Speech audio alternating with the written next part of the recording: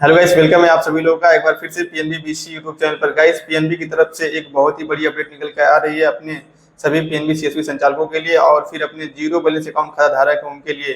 Guys, zero balance account में एक बहुत ही बड़ा बदलाव कर दिया गया है, जिससे कि अब सभी जीरो बैलेंस खाता धारकों को बहुत ही प्रॉब्लम होने वाली है। तो गाइस, क्या कुछ अपडेट है आज की इस वीडियो में, उसी के बारे में बात करेंगे। तो चलिए शुरू करते हैं आज की इस वीडियो को पूरा कंप्लीट वॉच करिएगा, तभी आप अच्छे तरीके से समझ पाएंगे। तो चलिए शुरू करते हैं आज की इस वीडियो को। तो गाइस, चलिए चलते हैं कंप्यूटर स्क्रीन पे और वहां से आपको दिखाते हैं कि क्या कुछ बताया गया है उस नोटिफिकेशन में। यदि आप एक सीएसपी संचालक है तो आपको कुछ इस तरीके का मैसेज देखने के लिए मिल ही गया होगा। ये मैसेज जो है गाइस, पीएनबी की ईएचओ यानी कि हेड ऑफिस द्वारा ट्रांजैक्शन मॉनिटरिंग डिवीजन टीएमडी के द्वारा जारी किया गया है। इसमें क्या कुछ बताया गया है इसको एक बार समझ लेते हैं। तो यहाँ पे गाइस लिखा गया है कि decline of debit transaction in IBS मतलब कि इंटरनेट बैंकिंग सर्विस, एमबीएस मतलब कि mobile banking service, UPI, ATM, APS, POS, ecom in SBBD account on breaching of quarterly threshold limit has been implemented from 16/9/2025। यानी कि इन्होंने कुछ implement किया quarterly base को। अब जो बीएसबीडी की जो लिमिट थी ना अकाउंट की, उसको इन्होंने क्वार्टरली बेस डिवाइड कर दिया है, जो कि यहाँ नीचे दिया गया है Q1, Q2, Q3, Q4, यानी कि 4 क्वार्टर में इन्होंने डिवाइड कर दिया है बीएसबीडी अकाउंट की लिमिट को, जो कि आज के पहले ऐसा कुछ नहीं था। बस 2 लाख की लिमिट थी। उसको जैसे कि आप चाहे तो 1 महीने में 2 लाख खत्म कर दीजिए, चाहे 4 महीने में खत्म करिए, कोई दिक्कत नहीं थी। लेकिन अभी इन्होंने उस 2 लाख की लिमिट को 4 भागों में डिवाइड कर दिया है, 4 क्वार्टर में। और 4 क्वार्टर में जो भी आपको लिमिट मिलेगा उसी को आपको यूज करना है। तो यहाँ पे इन्होंने बताया है जो पहले क्वार्टर में लिमिट दी जाएगी कस्टमर को, यानी कि 50,000 रुपये की मिलेगी पहले क्वार्टर में, और जो दूसरे क्वार्टर में लिमिट मिलेगी यहाँ पे, तो यहाँ पे क्या होगा कि दूसरे क्वार्टर की 50,000 रुपये की लिमिट होगी, और अनयूटिलाइज यानी कि जो आपकी लिमिट बची होगी Q1 की, उसको भी यहाँ पे ऐड कर दिया जाएगा। यानी Q1 की लिमिट यहाँ पे आपकी ऐड होगी। सपोज मान लीजिए कि Q1 में कोई कस्टमर अगर 1 भी रुपये का ट्रांजेक्शन नहीं करता है, तो Q2 में उसे 1 लाख रुपये का ट्रांजेक्शन करने का मौका मिलेगा। अगर बाई द वे कोई कस्टमर यहाँ पे मान लीजिए कि 40,000 रुपये का ट्रांजेक्शन कर देता है, तो उसका 10,000 रुपये का लिमिट बचता है, तो 10,000 उसके अगले क्वार्टर में ऐड हो जाएगा, और कुल मिला के यहाँ पे 60,000 रुपये का उसका हो जाएगा। अगर बाई द वे कोई कस्टमर पूरा ही खर्च कर देता है 50,000 रुपये, तो उसके पास दूसरा कोई ऑप्शन नहीं होगा, उसको अब सेकेंड क्वार्टर का वेट करना होगा, और सेकेंड क्वार्टर में उसे मात्र 50,000 रुपये का ही लिमिट मिलेगी। तो वो चीज़ें यहाँ पे बताई गई है।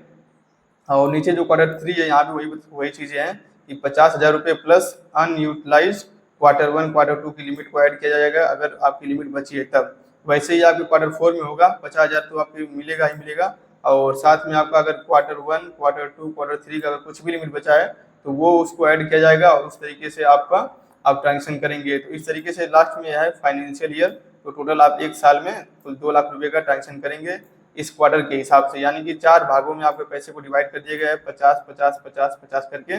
और अगर आप किसी भी क्वार्टर में कोई ट्रांजेक्शन अमाउंट आपका बचता है, सपोज मान के चलिए कि अगर 50,000 रुपये की लिमिट है, उसमें से अगर मान लीजिए आपने 30,000 रुपये का ट्रांजेक्शन कर दिया, 20,000 बच गया, तो वो आपका अगले क्वार्टर में ऐड हो जाएगा। ये इनके कहने का मतलब है।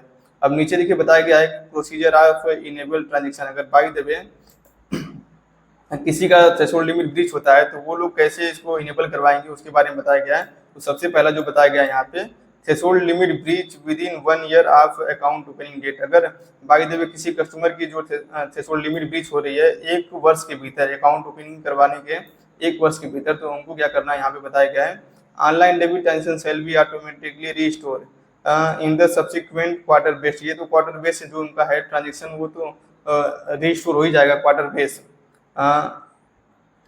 On the unutilise limit available alternatively. अगर जो भी उनकी लिमिट बची है तो वो साथ में उनका रिन्यूअल हो जाएगा। If the customer prefer not to wait until the next quarter. अगर कस्टमर यहाँ पे चाहता है कि अगर वो उसको वेट नहीं करना है, ट्रांजेक्शन करने कोई जरूरी काम है, तो they may request closure of the existing BSBD account and open a new account under the suitable scheme. यानी कि इनका कहने का मतलब ये है, अगर कोई कस्टमर अकाउंट खुलवाता है और उसकी जो थ्रेशोल्ड लिमिट है 1 साल के भीतर अगर ब्रीच हो जा रही है जीरो बैलेंस की, तो उसके पास बस एक ही ऑप्शन है कि उसको अकाउंट बंद करवाना होगा, और उसके बाद बैंक में जाके कोई एक अच्छे स्कीम में खाता खुलवाना होगा, नॉर्मल सेविंग अकाउंट में। वो दोबारा से जीरो बैलेंस अकाउंट नहीं खुलवाएगा, एक नॉर्मल सेविंग अकाउंट खुलाएगा, उसके बाद अपना ट्रांजेक्शन कर पाएगा, और दूसरा कोई रास्ता नहीं है। जो कस्टमर, दोबारा से एक बार बता दे रहे हैं कि जो कस्टमर अकाउंट खुलवाता है और 1 साल के भीतर अगर उसकी लिमिट क्रॉस होती है, तो उसके पास मात्र एक ही ऑप्शन है, उसको अपना खाता बंद करवाना होगा और नया खाता खुलवाएगा ब्रांच में जाके, एक नॉर्मल सेविंग अकाउंट, तब जाके वो ट्रांजेक्शन करेगा।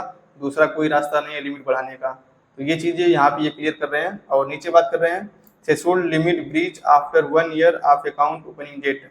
अगर बाय द वे किसी कस्टमर की जो थ्रेशोल्ड लिमिट ब्रीच हो रही है 1 साल के बाद, अकाउंट खुलने के 1 साल के बाद अगर ब्रीच होती है, तब क्या करना है यहाँ पे देख लीजिए उसको भी एक बार से। Online debit transaction shall be automatically restore in the subsequent quarter base. ये तो क्वार्टर बेस इनका रिस्टोर होगा ही।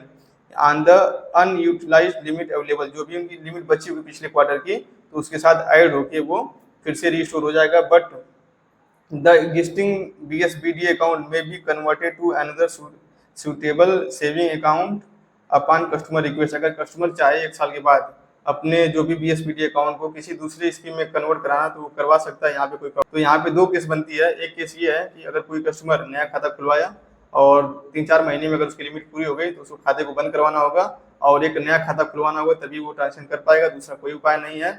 और दूसरा केस बनता है कि अगर कोई कस्टमर मान लीजिए 1 साल के बाद अगर उसकी लिमिट क्रॉस हो रही है, तो उसको क्या करना है कि वो चाहे तो अपने इच्छा के अनुसार अपने खाते को नॉर्मल अकाउंट में कन्वर्ट करा सकता है और तब जाके ट्रांजेक्शन करेगा, कोई दिक्कत नहीं है। और अदरवाइज अगर नहीं भी कन्वर्ट कराता है तो उसको जो क्वार्टर वाली जो लिमिट है ना 4 क्वार्टर की, वो मिलती रहेगी रेगुलर बेसिस पे। तो यहाँ पे 2 तरीके को इन्होंने मेंशन किया है गाइस। और आज के पहले गाइस ऐसा कुछ नहीं था। पहले ये था कि बस 2 लाख का आपको ट्रांजेक्शन करना है, चाहे आप उसको 3 साल में चाहे वो 3 महीने में पूरा आ जाए, चाहे 4 महीने में, चाहे 5 महीने, चाहे 6 महीने, चाहे 1 महीने में। तो वो 2 लाख रुपए हमें मिला था टोटल। लेकिन अभी इन्होंने क्या किया है कि उस 2 लाख रुपए को 4 भाग में 50-50-50 करके बांट दिया है। अब कस्टमर इससे ज़्यादा ट्रांजेक्शन नहीं कर पाएगा, उसके पास कोई रास्ता ही नहीं है। उसके पास मात्र 2 ही रास्ते हैं, या तो अकाउंट क्लोज कराए, या तो अगर 1 साल हो गए हैं तो उसको अकाउंट को स्कीम को चेंज कराएगा, तभी वो ट्रांजेक्शन कर पाएगा, जो कि एक बहुत ही बड़ी प्रॉब्लम होने वाली है PNB जीरो बैलेंस खाता धारकों के साथ। सभी लोग परेशान हो जाएंगे, क्योंकि गाइस मैं एक CSP संचालक हूँ। मैं खुद आज 2-4 कस्टमर का ट्रांजेक्शन किया हूँ, जिनका कि मैं रेगुलर बेसिस से पैसा निकालता रहता हूँ। जब वो हमारे पास आए 10,000 रुपये निकालने के लिए, तो उनका नहीं निकला है। उनके में लिख रहा था ट्रांजेक्शन नॉट परमिटेड, तभी हमें डाउट हो गया है, कुछ से कुछ मॉडिफिकेशन किया गया है। तो गाइस अब जो ये प्रॉब्लम है ना, मैक्सिमम कस्टमर के साथ देखने के लिए मिलेगी ट्रांजेक्शन नॉट परमिटेड वाली। क्योंकि गाइस जब कि बहुत से लोग का क्या है कि अभी देखिए क्वार्टर दूसरा चल रहा है, ये क्वार्टर दूसरे क्वार्टर का आखिरी महीना है, तो जैसे ये खत्म होगा तब अगले क्वार्टर में उनको नई लिमिट 50,000 रुपये की मिलेगी। बहुत से कस्टमर का क्या है कि 50,000 रुपये ये जो पूरा हो चुका है, क्योंकि आज ये नियम लाया गया है 16 तारीख को, तो इससे पहले ही बहुत लोग का पूरा हो गया है। तो जो लोग अब पैसे निकालने आएंगे उनका पैसा नहीं निकलेगा। मैक्सिमम यही लिखेगा ट्रांजेक्शन नॉट परमिटेड। तो हमारे पास मात्र 2 ही रास्ते बचते हैं। अगर कस्टमर पुराना होगा, 1 साल का हो गया होगा, तो उसके अकाउंट को हम कन्वर्ट कराएंगे, कन्वर्ट करा के तब जाके ट्रांजेक्शन करेंगे। और अगर बाय द वे कस्टमर नया होगा, मान लीजिए 1 साल के भीतर वाला होगा, तो हमें उसका अकाउंट क्लोज कराना पड़ेगा। और ये एक जीरो बैलेंस अकाउंट के लिए बहुत ही दुखद है। गाइस अब CSP संचालक के साथ क्या होने वाला है कि देखिए हर CSP संचालक के पास, किसी के पास 10,000 कस्टमर बेस है, किसी के पास 5,000, किसी के पास 8,000, किसी के पास 6,000, तो किसी के पास 1,000 है। जो जितना पुराना है उसके पास उतना कस्टमर बेस है। तो गाइस अब हम लोग के साथ क्या होने वाला है कि जो भी कस्टमर आएंगे, क्योंकि देखिए आज से ही होने लगा है, जो भी कस्टमर आ रहे हैं मैक्सिमम लिख रहा है transaction not permitted, transaction not permitted. तो अब सारे कस्टमर परेशान हो जाएंगे, सभी लोग को बैंक में जाना होगा, कस्टमर हमको गाली देंगे। अब क्या किया जाए इसमें, बताइए अब हमारी इसमें क्या गलती है। बहुत से कस्टमर का जो भी इसमें प्रॉब्लम है ना, वो अब ट्रांजेक्शन नॉट परमिटेड वाला मैसेज सभी को आएगा, पेमेंट नहीं होगा किसी का।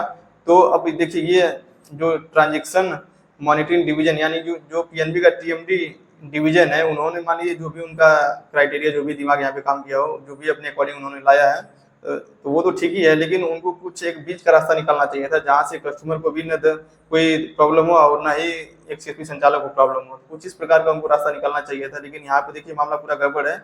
अगर यहाँ पे अब जो हम लोग के मैक्सिमम अकाउंट है, जो भी एक CSP संचालक एक मेहनत करके ग्राउंड जीरो पे काम करके एक कस्टमर बेस बनाता है, अब उसका कस्टमर बेस तनिक समय में ही, ज़्यादा टाइम नहीं लगेगा, वो सभी उसका कस्टमर बेस जीरो हो जाएगा। क्योंकि जब कस्टमर के ट्रांजेक्शन हो गए नहीं, अब बताइए कोई हमारे यहाँ 5,000 रुपये निकालने आएगा नहीं, क्योंकि सभी की रिक्वायरमेंट होती है पैसे की, हर काम पैसे से हो रहा है। तो अब कोई 5,000 में तो अपने जीरो बैलेंस अकाउंट को चलाएगा नहीं, रोज हमारे पास 5,000 रुपये निकालने आए। वैसे ही 10,000 की लिमिट कम थी, हम लोग सोच रहे थे कुछ बड़ा होगा कुछ बड़ा होगा, लेकिन यहाँ पे तो और ही 10,000 से लिमिट को कम करके 5,000 रुपये कर दिया है, जो कि हम लोग के लिए बहुत ही प्रॉब्लम क्रिएट होने वाला है और कस्टमर के साथ भी खासतौर से होने वाला है। जो भी एक कस्टमर बेस था PNB का ना, हमें लग रहा है कि धीरे धीरे अब ये कम ही हो जाएगा। क्योंकि गाइस कोई भी कस्टमर किसी बैंक में किस लिए जाता है, क्योंकि उसको वहाँ से उनको सुविधा मिले और एक अच्छी सर्विस मिले। और यहाँ पे क्या हो रहा है कि दिन पे दिन सर्विस को कम ही किया जा रहा है। जो पहले 10,000 रुपये था, अब 10,000 से 5,000 कर दिया गया है। तो बताइए कोई कस्टमर हमारे पास या CSP संचालक के पास क्यों आएगा, क्या फायदा होगा उसका आने का, या फिर PNB बैंक में अकाउंट वो जीरो बैलेंस क्यों खुलाएगा। क्यों आएगा कहीं, माने बहुत से क्या है कि सीएसपी संचालक जो है कि रूरल एरिया में ब्रांच से बहुत दूर दूर हैं। अब वहाँ पे देखिए नॉर्मल अकाउंट का फैसिलिटी के लिए फिर कस्टमर को या तो 8 किलोमीटर दूर है, 10 किलोमीटर दूर है, तब जाके खुलेगा। तो हम टीएमडी डिपार्टमेंट से रिक्वेस्ट करते हैं कि गाइस हम लोग के कियोस्क पोर्टल पे क्या है कि एक एसपीजेन का ऑप्शन है, तो हम सर से रिक्वेस्ट करते हैं कि सर देखिए आपने ये जो किया ठीक ही किया, कोई दिक्कत नहीं है, बट आप एक चीज़ें कर दीजिए कि हमारे पोर्टल पे देखिए एसपी बीडीए के साथ एसपी जेन का भी ऑप्शन है, लेकिन वो डिसेबल है, बस आप उसको इनेबल कर दीजिए ताकि हम लोग अपने सिस्टम से एसपी जेन भी अकाउंट खोल पाएँ, और जिस कस्टमर को जिस तरीके की रिक्वायरमेंट हो वो उस तरीके का अकाउंट खोलेंगे तो हमें भी कोई प्रॉब्लम नहीं होगी और कस्टमर को भी कोई प्रॉब्लम नहीं होगी, क्योंकि कस्टमर को क्या चाहिए, सर्विस चाहिए। उसको ये नहीं मतलब है कि कितना लिमिट मिली है कैसे क्या, उसको तो बस ट्रांजेक्शन से मतलब है, क्योंकि जो उसके पैसे हैं उसको सही समय पे निकलने चाहिए, सही समय पे डिपॉजिट होनी चाहिए, ताकि वो अपनी सारी सर्विस जो भी उसकी सुविधाएं हैं, जहाँ भी जो भी चीज़ें करनी है वो इजीली कर पाएँ। तो सर आपसे हमारी रिक्वेस्ट है कि आप देखिए हम लोग के बीसी पोर्टल पे एसबी बीडी और एसपीजन दोनों ऑप्शन है, तो आपसे रिक्वेस्ट है कुछ ऐसा करिए ताकि एसपीजन अकाउंट भी हमारे बीसी पोर्टल से ओपन हो, ताकि कस्टमर को भी ना परेशानी हो और एक सीएसपी संचालक को भी ना परेशानी हो, और इजीली हम दोनों लोग आपस में कोलैब करके अपने कामों को अच्छे तरीके से कर पाएँ, और एक अच्छा खासा इनकम भी हम कर पाएँ और एक अच्छी खासी सर्विस भी दे पाएँ अपने कस्टमर को।